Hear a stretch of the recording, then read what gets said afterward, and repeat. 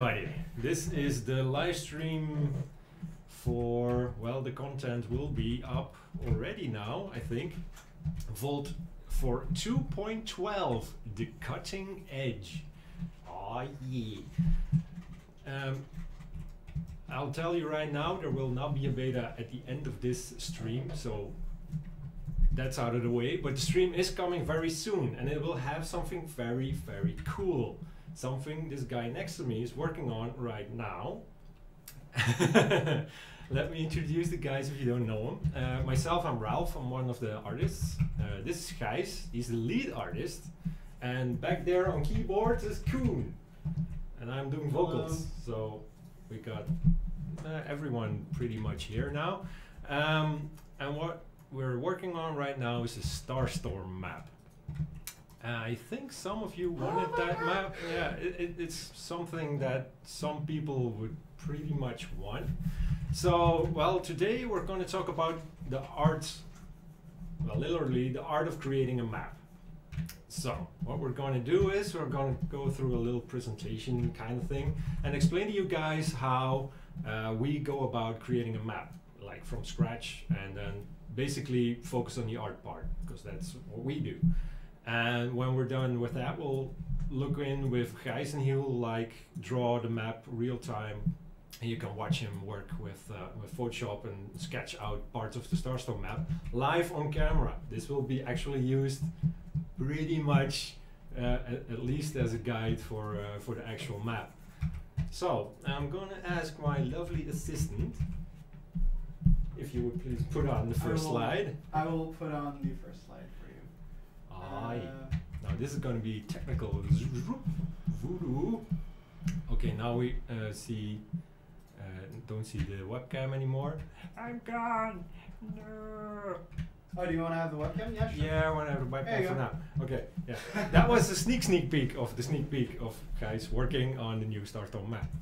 All right. Move the microphone a bit closer. They seem to, or maybe turn up the gain a bit. Apparently you're a bit. How's this? Is this better? I'm going to scream. I wouldn't scream. I wouldn't scream. Grunt or anything. Okay, like I'll talk a bit closer to my mic so I'm better framed. Commodore 64 graphics, yeah! Yeah, this is the finished product. How do you like it? This cool new art style. Yeah, this is indeed 404. Some of you are playing this game way too much and recognize it only on the collision boxes.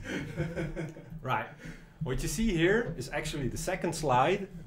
Is it? Yeah, it is. That's the first one. There you go. This is the very first stage a map goes through. It's like a lot of brown boxes. And this is the part where design pours their heart out in the design and comes up with something that's pretty much fun to play. And it's like this so we can tweak it. Every step you see, every indentation is a separate box that can be scaled.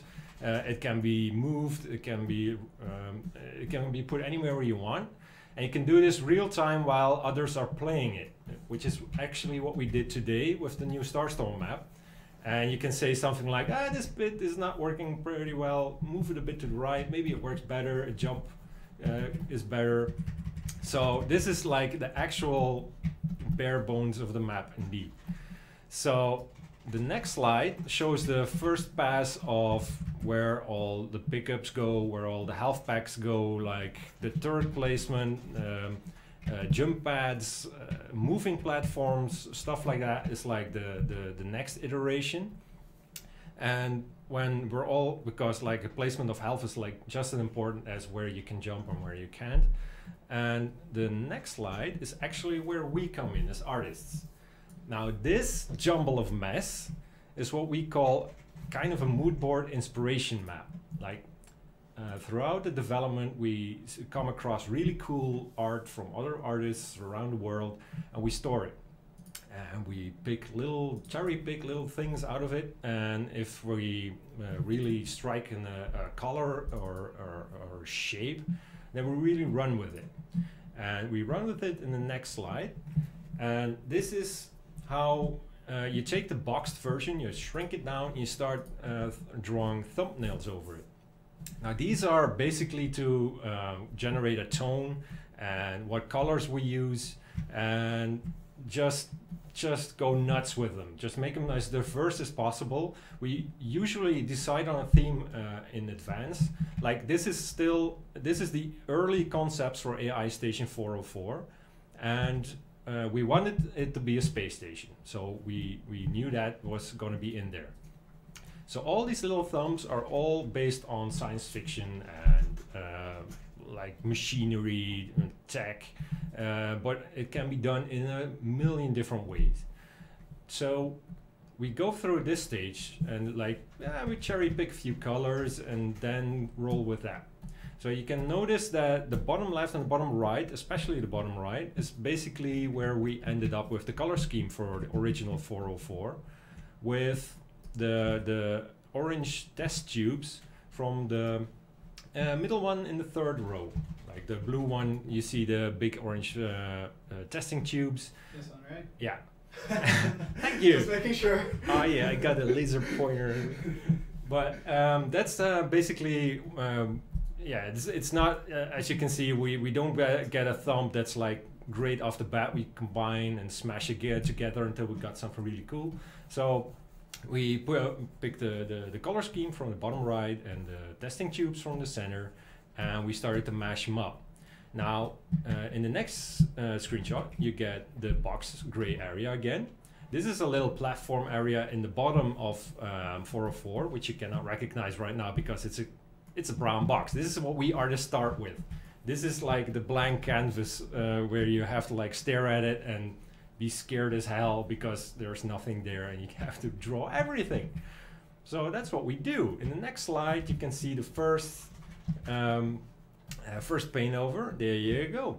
This is like starting to sketch out what we want with it, and we'll do this for a number of areas in the map, so we get a good feeling for what kind of assets are needed. That's all the little building blocks we need are called assets. And let's see, when my assistant is done typing, he'll go to the next slide. There you go. These are what we call building blocks. These are like small parts that like represent, actually we're on Ribbit now, but we're switching out. These are small parts that we can like shift together and like start masking over the boxes. So if you go one slide further, you can see they're all arranged in about the way the brown boxes were arranged, and they're all now covered by art. Now, the art is will have like every separate little detail that you saw, every little part is like uniformly lit and has nothing special like how it's placed in the world. So to do that, we have a pretty complex exporter because the maps are huge. Like you know how big the game is when you play it. That's one screen. You know how many screens the entire map is. That's a lot. But we have a system that allows us to cut all the screens into little parts. That's the next slide, by the way. I will show you. There you go. And the computer like picks out every single little part and saves it like as a separate image. Now that separate image is pretty important for us because we can like really focus on the details in one little setting. And if you go to the next slide, you see one little quarter untouched. This is every little part stuck on there and basically having the platforms. This is where what you're seeing here is the top part in the ribbit lane where you shoot through the jump pad, and you see there is not really anything there to jump through. It's a solid block, so we have to paint that there's like a hole in there. And if you notice, there's no lighting.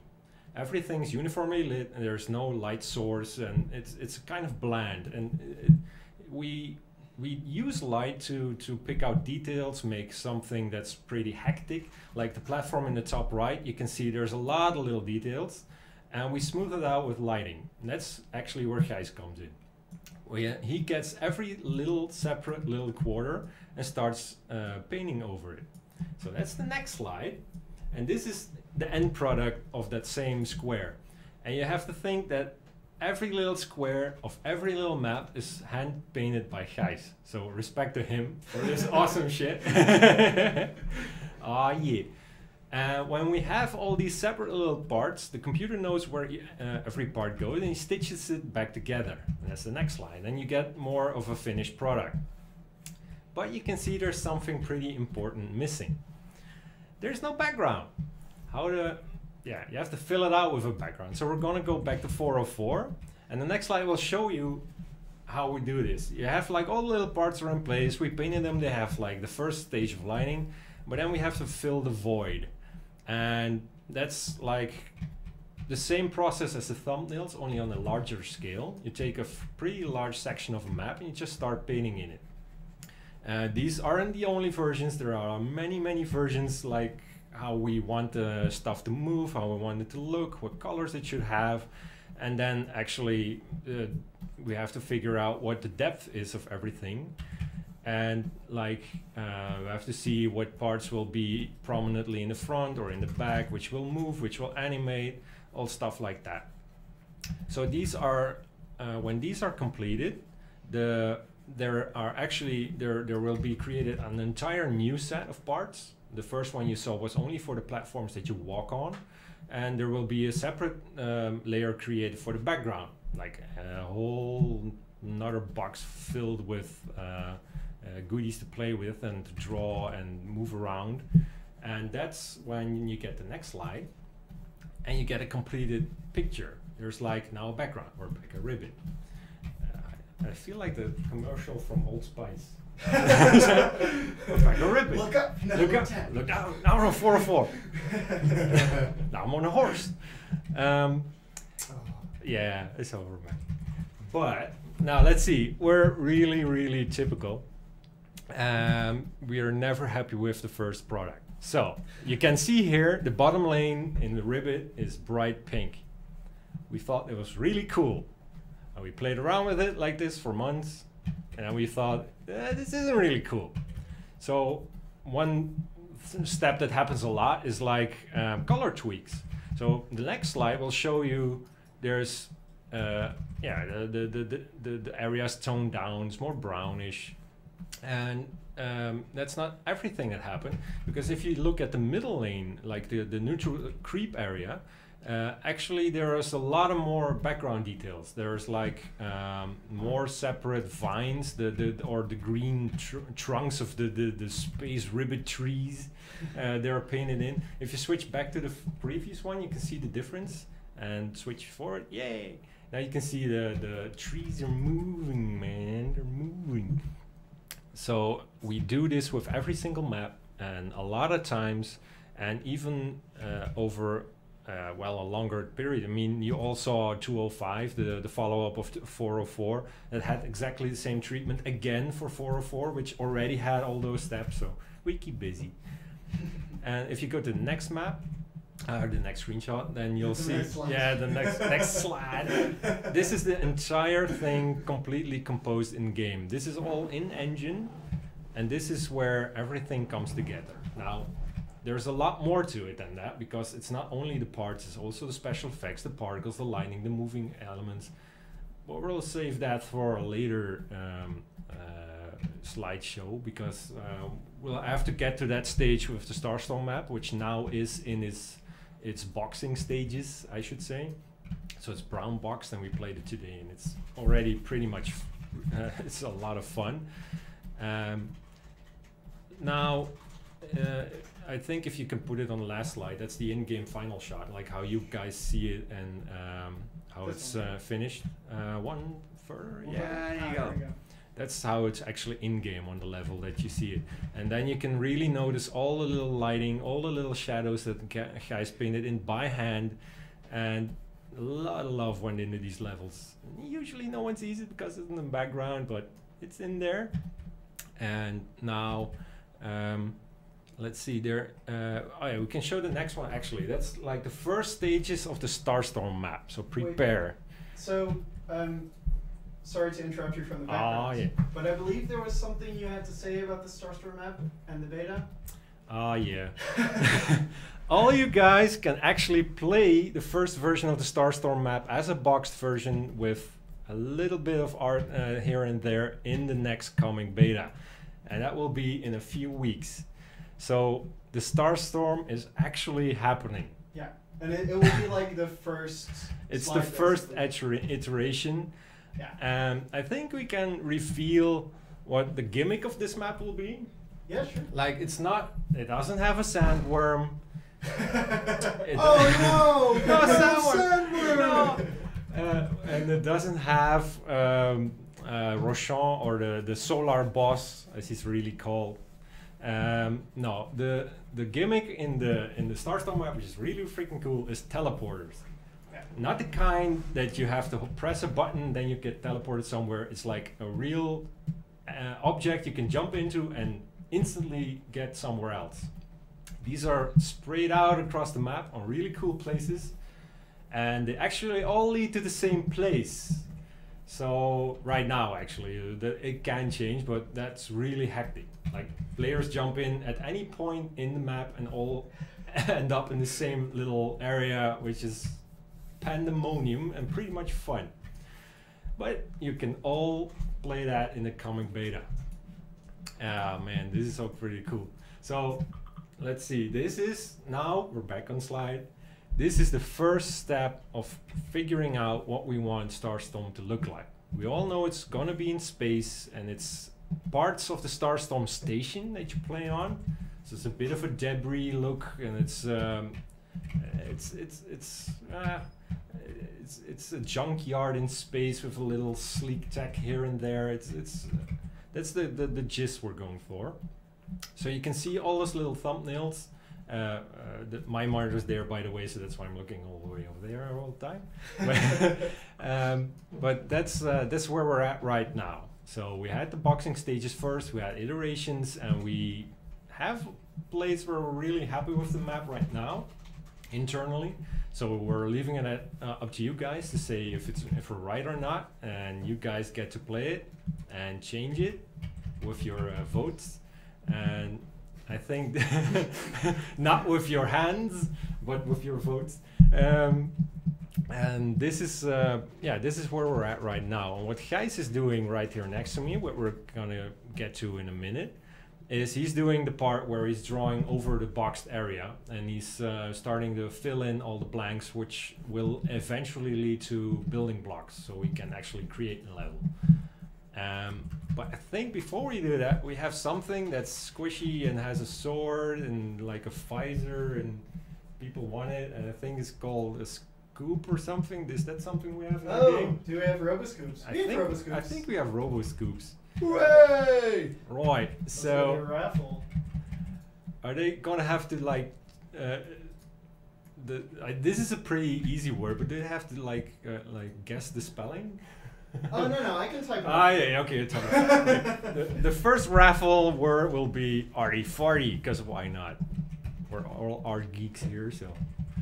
You have 1 minute to type out arty farty. Yeah, 1 minute typing arty farty starting now. Oh, and I see people typing. Okay. Ah yeah. Oh jeez. Oh man, the smell in this chat room right now. I know, right? Yeah. Should we switch to Kaz in the meantime? Yeah, go for it. Bye bye. Alright. Here. Meanwhile, you can see we're still there. We're still okay. Oh yeah. You can see Zen already working on the map Yeah. and doing his thing. This is the center part of the actual Starstorm map. We're not gonna show you the entire map because who knows, maybe it changes and then we're gonna have like questions. Why did it change? It was pretty awesome. No, it wasn't awesome because we know better. And so we'll just show you a little part right now. And what Gijs is doing now is like the big parts of the map, filling out the bigger blocks, and then there you can see this is the collision area, like what we started with. The green bits are what will turn into the glass platforms that you can fall through. Those are visualized by green bars, and this is like the very first iteration of the I see, oh my god, the layers. That's nothing. How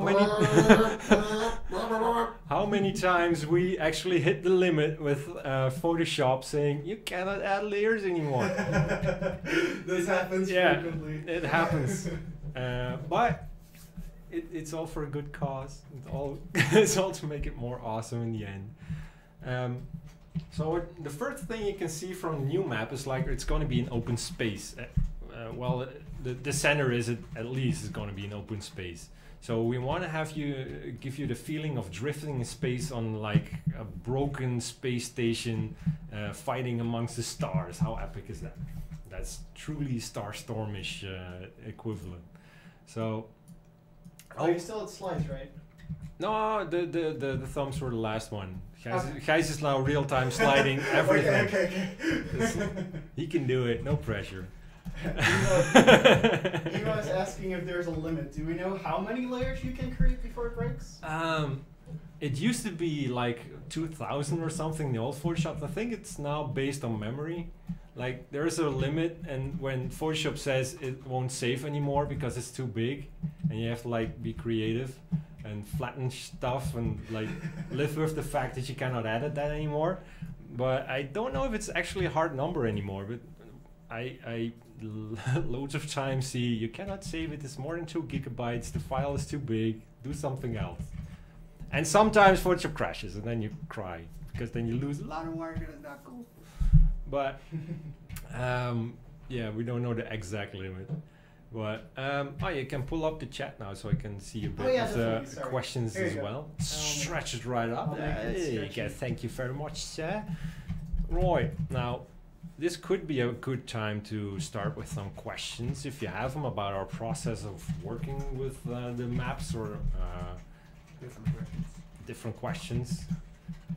Design questions is not really something we're good at because we're artists, but we have so like go for the art questions first. Who used 2,000 layers? We do. And we're proud of it. So let's see. Yeah, professional artists. That's who. Because we get paid for this when we do it. So we're professional. I guess. This one might be interesting if you know an answer for this. Which one? Oh, you're doing stuff. Sorry, I have two chats.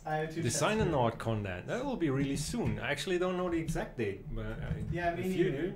But it's coming pretty soon. It's coming really soon. You can already start just working on your ideas. Yeah, if you already have an idea, don't let us stop you with our opening of the gates, the floodgates. It's just get started already, because it will be really soon. Let's see. How do we come up with the hazard or gimmick?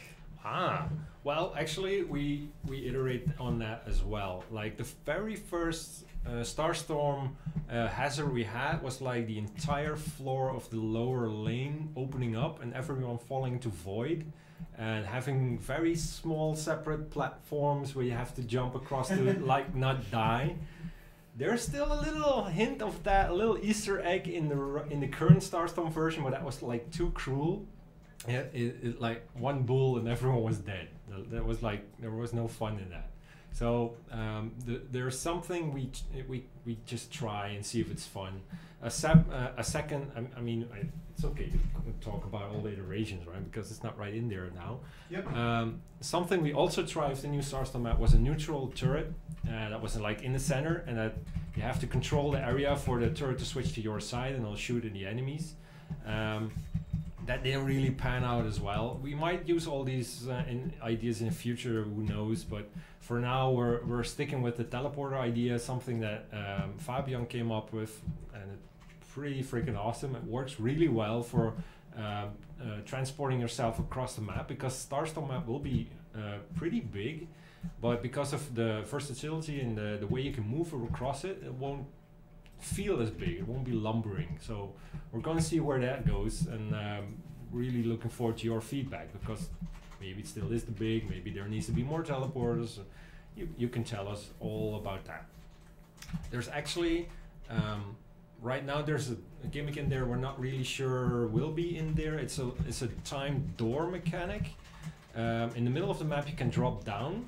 That's in the version right now. It's probably going to be in the version that you're going to test, but that's dependent on if it survives our internal testing and or it goes the way of the dodo. But right now there's a door that's going to be time delayed. When you jump through it, it will probably be open long enough to have one pursuer follow you, then it closes for a few seconds. Then that corridor is cut off, so you cannot escape again up through it or anyone else down through it. You have to walk around. So that's something that's also in there. But we're still figuring out if that's too much, if it's like we should stick to the teleporter and just make something else there. So we just keep iterating, just keep trying stuff out. And we actually also, I just remembered, have had like a horizontal laser on the bottom layer. Geez, we tried a lot of stuff. Yeah, we did. We went through a lot. Yeah, we also had a version where there was like a horizontal laser that fired across the entire bottom lane every so often and kill all the creeps, and then only all the knots. And we have flamethrowers, I think, which actually ended up in 205. We tried a lot of stuff and just throw it at it and see what sticks. Can you see the questions? There go by. Oh, man. Right here. I Yeah. made a list just for you. You made a list. How much do you enjoy designing the map in specific? Actually, myself, I really enjoy creating worlds and making it look like a living world. I actually also worked on that part for Sword Soldiers 2 on the Wii U. Really had a lot of fun with that, and I'm hoping to continue that now with the Starstorm map and like really bring it back to life. I'm actually probably gonna do a series later on when the Starstorm map is further along, and you can see me going probably in there and adding all the particle effects, animation, special effects, explosions of stars and stuff and debris, and that should be pretty cool, I hope. So let's see, the teleporters, how would they work? Well, the science of it is like, no, I have no idea.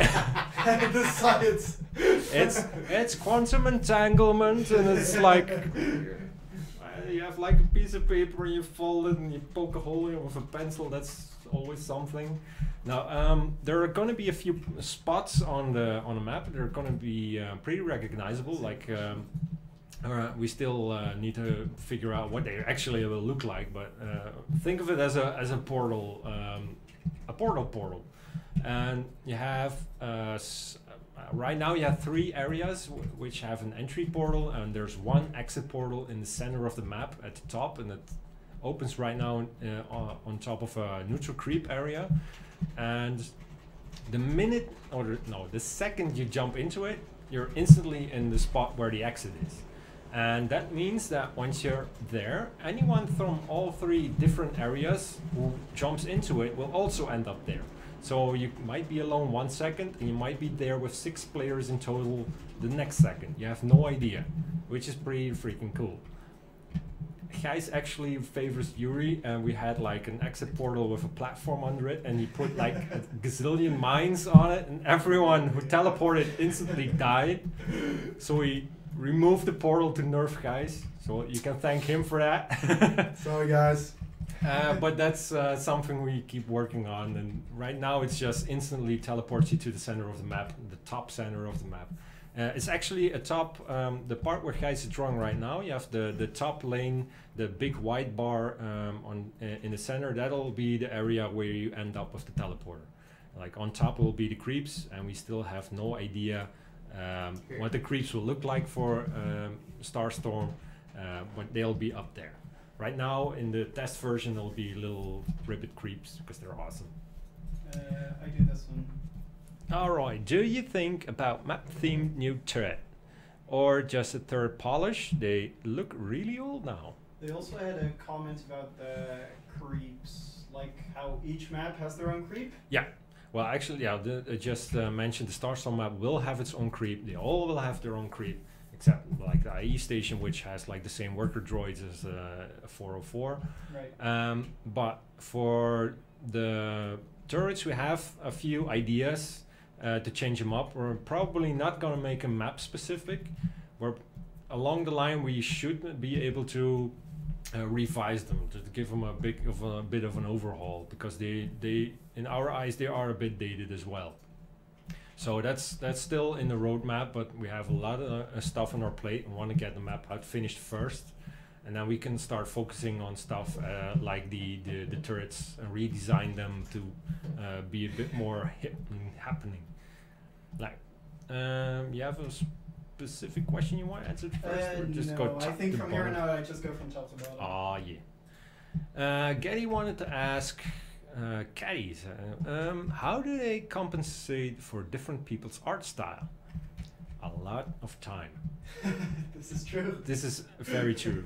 A lot of our character art in the character select menus is done by interns, and a lot of are spread around across the art team as well.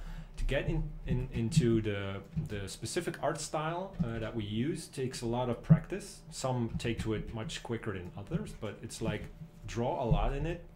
And we have Gijs here, who's like the lead artist. His job is to nudge the style in until it actually fits. He'll comment on the way it's shaded, on the colors you use, how many colors you use, what kind of colors the shadows use. Everything matters.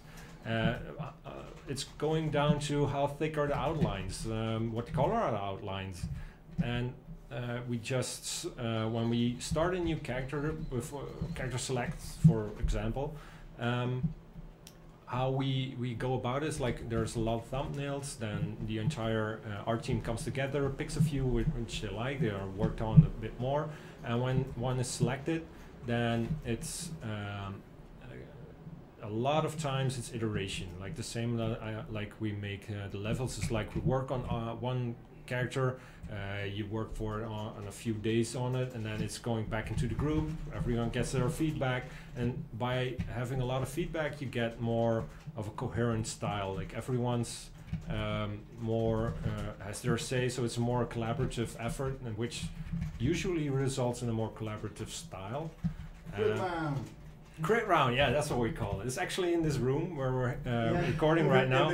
We all pull up the couch and on this big TV that you can't see because the camera's on top of it, but and the couch is standing upright in the corner because you had to make room for the desk. This is actually where we do the crit round, and everyone gets the artist that made it gets to defend their choices. Like, I chose this because it's pretty cool, and everyone else says no, we like turtles better, make it a turtle, and then they make it a turtle with a hat that they had designed in because they're holding a grudge. Who knows? It's something that we do like all together and on regular basis, sometimes every week, sometimes twice a week if it's like really desperate that we get something out quick. And that's how we match the styles, and there's a lot of collaborative effort into it. Will there be bouncers in the Starstorm map? Of course there will be bouncers in Starstorm. Awesomenauts will not be Awesomenauts without bouncers. It's like... I believe there's 2 now? No. No. Well, technically 8. There's like 8 now, but... Yeah, there's 8. Yeah, three are stuck together and count as 1. And there's the usual ones that exit the base, but there's... there are still a few to change lanes up quickly. They're all pretty much focused on that on the rear ends of the map, I think, like the starting areas of the red and the starting areas of blue, and in the middle you have the teleporters. So that's how that will work. So there are bouncers. Now, the next question is, how will this Starstorm map work in the sense of players who have not bought Starstorm and matchmaking? Now, well, matchmaking will actually be for everyone, so that's not something that'll be specific for Starstorm. We haven't really settled on the Starstorm map right now, if it'll be for everyone. How it's originally planned, what will probably happen is that it'll be available for everyone in the rotation, but you can only choose it in custom or practice mode if you bought Starstorm. We're still debating on that, but that's the current line of thinking. So, is there a clean pipeline between design and art, or is it kind of all over the place? Bit of both. There is a clean pipeline. We made so many nods right now, and this will be our counting iterations 5th, 6th map. So we already have a bit of a system. Fabio, when he designs a new character, it'll have one of the existing nodes as art. something that will basically resemble what its function will be. And then one of the artists starts sketching. We already have a bit of an idea what it'll look like. When Fabian designs a character, we are like brainstorming with them. We'll sit down and we're going like, oh, we want a Nord that can do like pretty cool jumps or something. It'll have to be agile. That's how we ended up with Froggy, for example. He has long froggy legs, big jumper. So Fabian has a skill set in mind he wants to use, and Art will figure something out that works with that. Sometimes it's the other way around. Like Art has a really cool idea from, I really want to make a big Viking encased in metal that drinks a lot and it's like really cool, it tosses midgets. And Fabian goes like, I think I can make something like that, and then you get scolded. It's not necessarily in that order, but it goes both ways. Like we'll start with a few single frames. Like there's from the walk cycle, there's like 2 frames, and we stick it on there. So the first iteration looks really choppy, but we get a feel for the character. That's no longer an existing Nod that has new skill sets, but they're starting to get their own character. And Fabian sometimes gets ideas from that as well. As soon as he sees that, he starts tweaking skills so they match the look better. So it goes pretty much across the board. Goes both ways. Design influences art, art influences design. It's pretty much how we want it to be. Next question. Is it limiting to work with so much red and blue since you have oh man, since you have, you have no idea where this is going. Is it limiting to work with so much red and blue since you have to use them all the time because of the team colors? Yes, it's very limiting.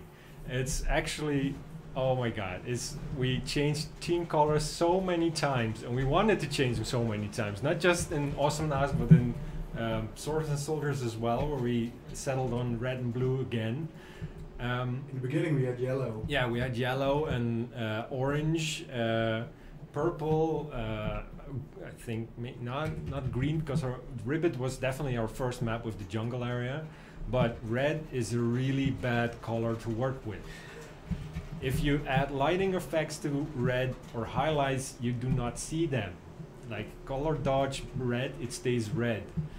And stuff like that makes it really hard to work with. Blue is usually not a problem, but red is really bad to work with. But it's really recognizable, so we chose it anyway. It's the main default is red versus blue, like the Halo series. It's something that you cannot avoid pretty much. We could have went for a tint lower, but red really works with the designs well to make them pop in the Nod's armor. So yes, it's pretty much limiting, but it's so recognizable we can't stop anymore. So we're stuck with it forever. So why not recolor the existing maps and add them to the game for variety's sake? This is actually an idea we had a lot of times, but it always comes down to the same time it takes for us to make a color difference, it takes for us to make an entire new map. We do not want to hue shift the entire map and call it done. We're more picky than that. So when we want to change a level, say Ribbit goes to nights with glowing plants as avatar, this is something we thought about. That takes us almost as much time as creating a new map, because you see our process. The grid I showed you, where the game has to snap everything into little small rectangles so we can use them in Photoshop. We still have to do that if we recolor it. It's the same process. You don't gain anything. It'll be faster, sure, but it's still a lot of work, and we want to use the time that we spend doing that making new content instead. So that's always something we're debating. There will come times where we're gonna work on something that's already out, that we're gonna polish it. We have a lot of polish weeks, and we won't stop doing that. And we might actually, I'm not gonna promise anything, but we might actually start updating maps with that idea as well.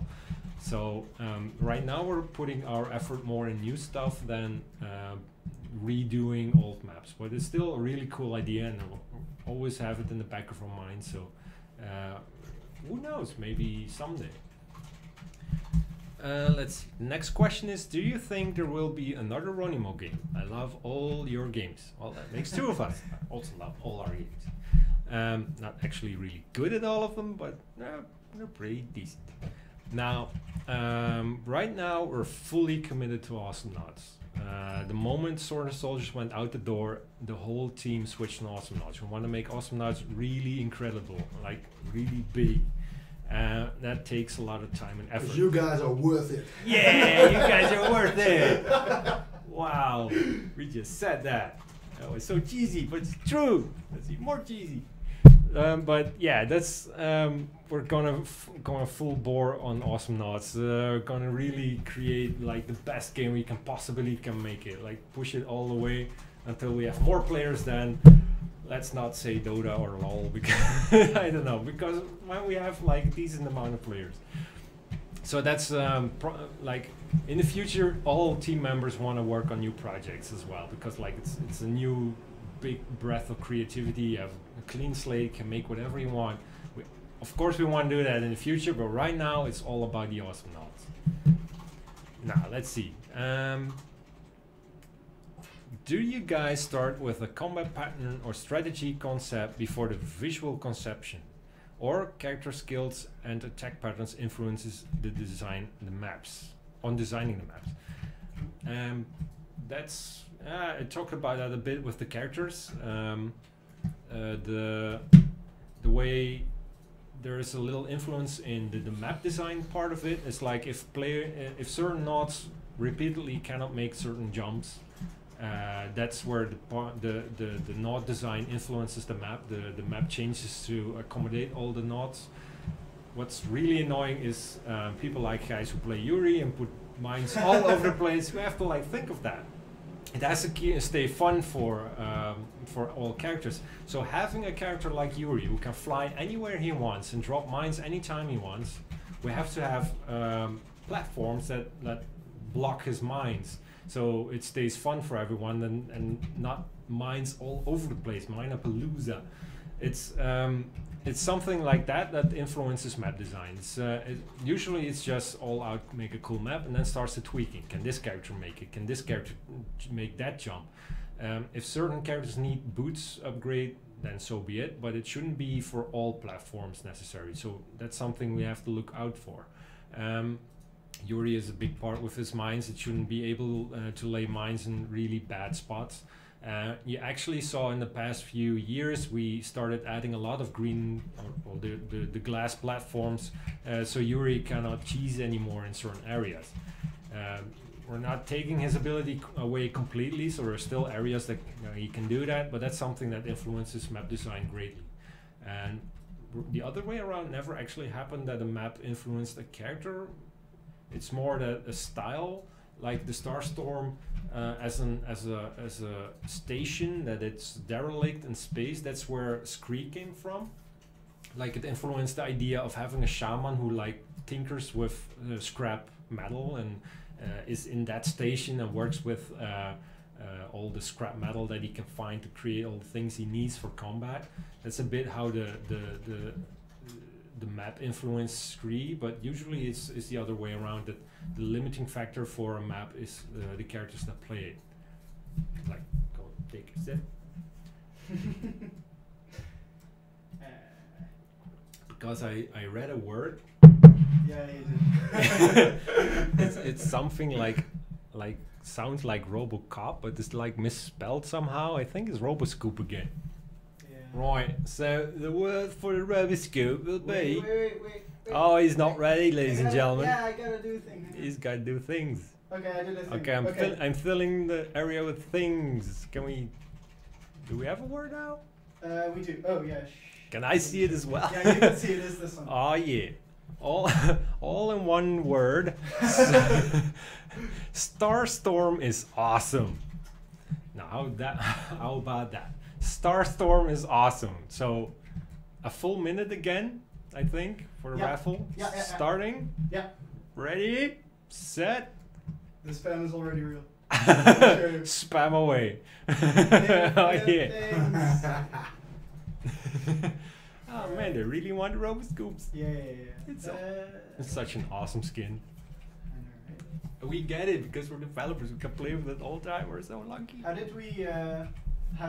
Do you have a story about how we came up with the Roboscoop skin? Phew, do you remember?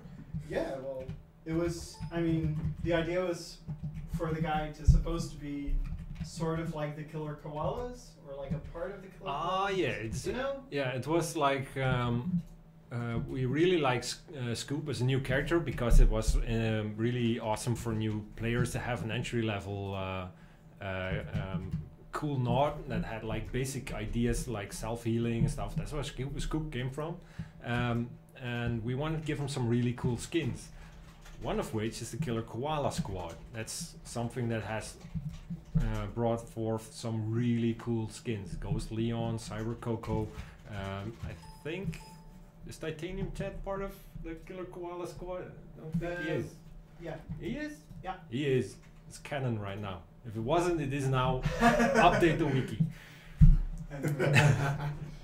So like the idea is like make really cool armor things for Scoop, and there's a lot of influences that went into Roboscoop.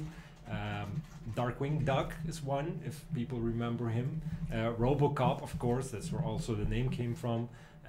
Just make it a really cool cyber tech warrior that like kicked ass and looked really awesome.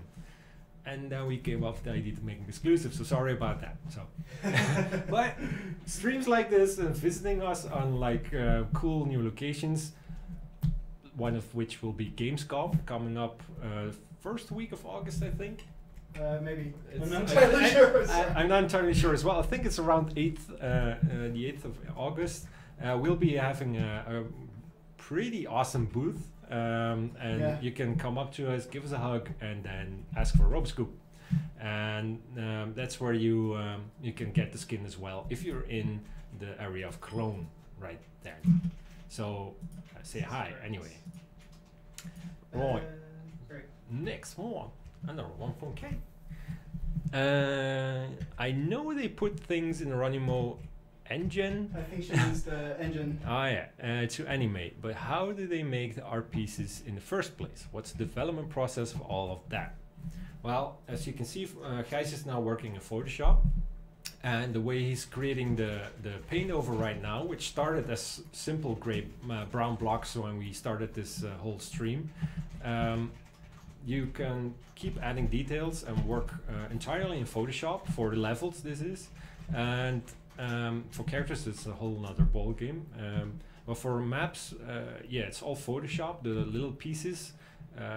When we have a pretty good idea of an area like Gijs is creating right now, he'll stick little details into it, like fences, and you see little railings. Those are all separate pieces that can be put like on anything and then have a railing there. It will be cool. So a railing will be a separate part. And the whole image will be filled with little details that will stand out and that will work as separate parts that will help bring the whole thing to life. So you start isolating those little bits, polish them up, save them out in different of a separate texture. Then in the engine, you can import the texture, drag it around, scale it, rotate it, do whatever you want with it, and then just stick all the little parts together to make it a nice whole. Now, what we also can do with the engine is give depth to our items. Some things can be in front of an awesome knot, some things can be behind it, or way behind it in the distance, or way in front of it. And with adding that to a simple little texture of a railing, you can have really cool depth effects. Like you have a railing in front and in the back, and then have a gantry. And that's how it basically starts with very simple parts in Photoshop. Now for characters, briefly, it's also Photoshop for the first iteration, but then it goes to After Effects where it gets animated, all the little parts get animated, and Photoshop is used to draw new parts where perspective changes. They have like went through an incredible evolution. If you see the original knots and then see the new ones, a lot of more custom parts are being used for animating. We're getting really good at it. So it takes a few extra programs. There's also special effects done with Flash, sometimes vector vector traced images. It has some little things we use for our animating that's really handy, and then it's all thrown back out into the engine. The engine knows which frame goes where in what order, so it turns out into a walk cycle, for example. Now, I'd actually do this one. alright. It's pretty interesting. Looking at the current edit process, will you change the whole way of creating maps when the editor will ever be released? Is this manual labor intensive process the reason the editor is pushed back a lot? Yes, it is. If you see how we create maps right now, it's especially with the paint over for the universal lining, you cannot do that with a current editor. We'd have to release a version where people have to contend with the first step where all the little bits are just clinked together to make something. And we as artists and Ronimo as a whole are we really love our details, so it's something we cannot abide to send out into the world. So if we make the editor, it has to be something that can work with the existing parts. One thing we're doing with the Starstorm map is we're trying to keep in mind that it could be used as a basic set for the editor. Like if we release the first version of a level editor, then the Starstorm map will be the building blocks for the first set that you can create levels with.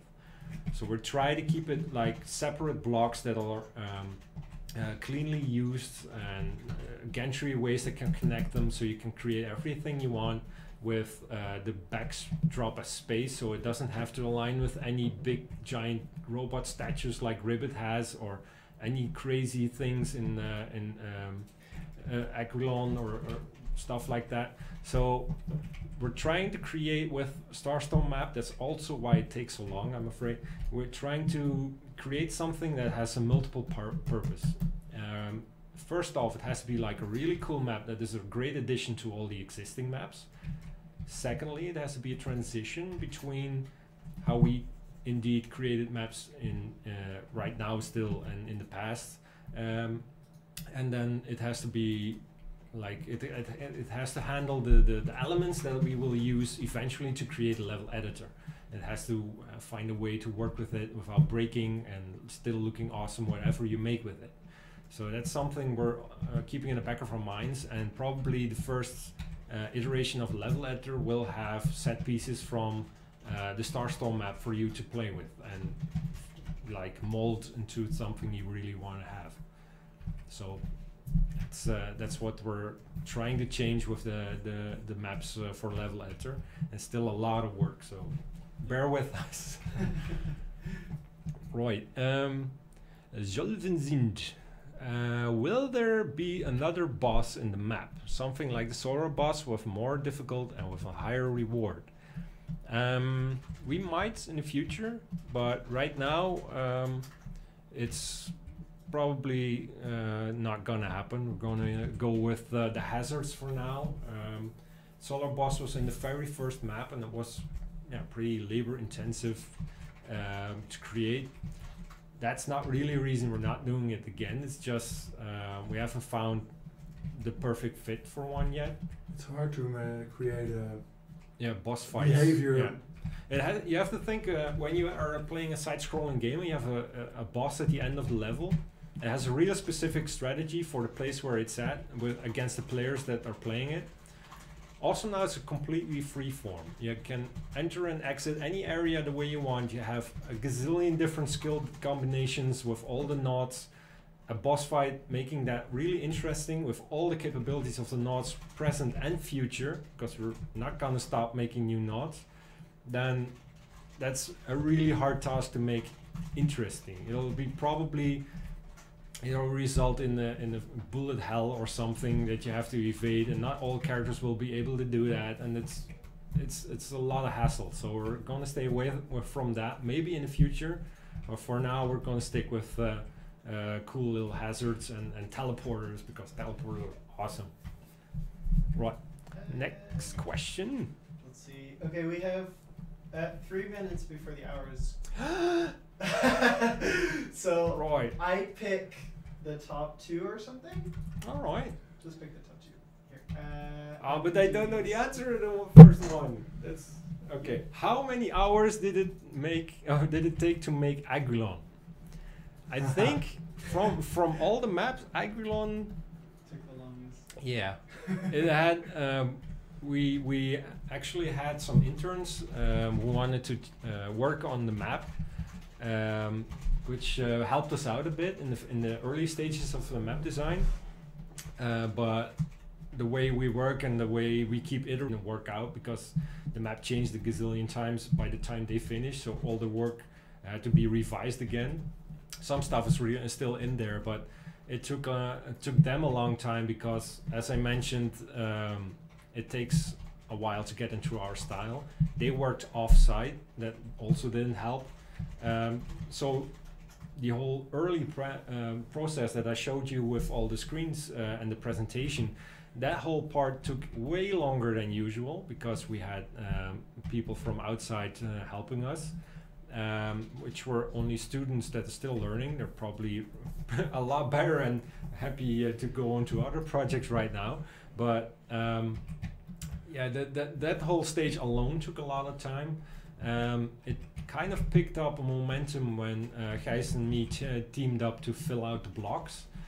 We could work at the same time. Our editor allows multiplayer edits, which is really cool. You can edit the levels while we are playing, and you can move your node into a little location, say, I'm going to do this spot, Gijs picks another spot, and then we're going to start building out the center and the temple eyes and all the little gimmicks that are hidden in Aguilon, which are a lot, and I don't know, people probably haven't found them all yet. There's for a little sidetrack, but there's a little stealth orb in Aguilon, as you know. But hidden throughout the level are like 5 indicators to show there's an invisible player there. And the map has been out for quite a while. I think 2 years now, maybe close to. Thereabouts, I think. Yeah, it's about that. It was released during a PAX, or roaring for another PAX.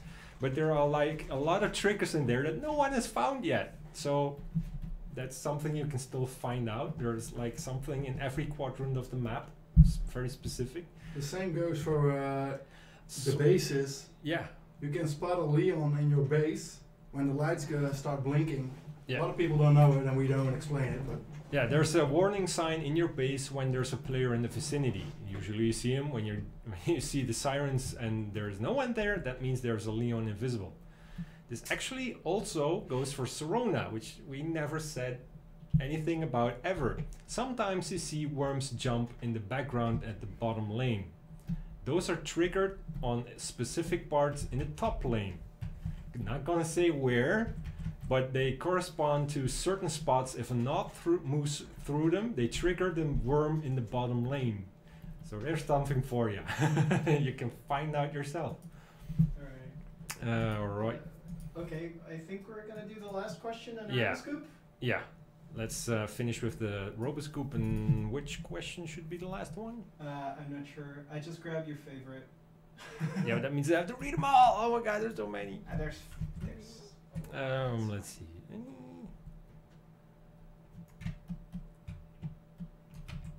Was the area of the drop pod harder than the map itself? Oh, that's a good question.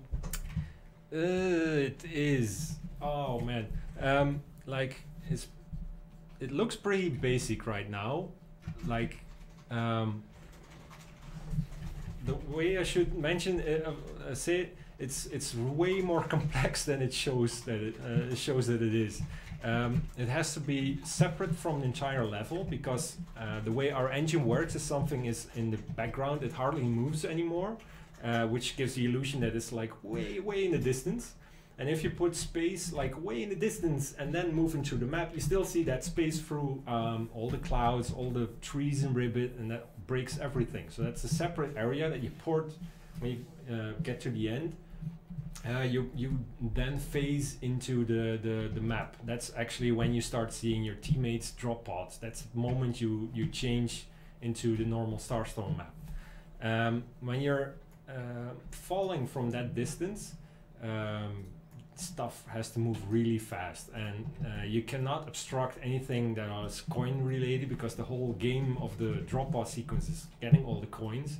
So adding asteroids in Sorona, or the thorns that you fall through in Agulon, they cannot block any gameplay part, because it's way too important that you see the coins and you have to move in between them. And making sure nothing breaks in what we call the parallax, like the depth effect, is really tricky. But still, like I mentioned with the turrets, they'll be revised and something. We have like a lot of ideas for upgrading the drop pods as well. So just bear with us along the line. Sometimes in the future, we're going to revisit all those elements and make something, make a polished, upgraded version of it. So the drop pods will probably be in that list. But yeah, there are a separate beast, because they're, if you put them sideways, the area is way longer than the map itself. So that's something to think about. And you have like the entire spaceship in the beginning. That's a whole nother different matter. But yeah, it's different. But I think right now it's time for the last RoboScoop. Yes. So your last word for the evening, ladies and gentlemen. Yeah, sure. Yeah, go for it. I'm going to try and pronounce art some knots. Art some knots. You get it? We're so clever. It's like awesome knots with hurts. Oh my gosh. It hurts physically. So go spam away to your heart's content. You have a minute. Yeah, you have a minute. So go for it. All right. Yeah, I guess we could start saying thank you and everything. Yeah. Actually, yeah. Let's thank guys for awesomely cool drawings. Yeah. Show them what's the current state of it. Yeah. In true fashion, he's never happy with what he created. But keep in mind, we started with brown boxes and a black sky drop, exactly. so he didn't do too bad, I should think. So art from this session probably won't all be in the beta. It'll probably be brown boxes again with a few art hints. We're not sure yet, but keep that in mind. So this cool stuff will be for the future. Thank you, Koen, for all the cool typing and keeping all the guys in chat in check. And thank you, me, for talking so much and my mouth is dry. And well, this we keep saying it, but this stream is a bi-weekly thing. So see us again in 2 weeks for the same cool content with different people, cool new subjects, way more RoboScoop skins to give away. Definitely. Yeah, and I'd thank you for your attention, and thank you for having us. See you next time. Take care, guys. Bye. See ya. See ya. Wiki time.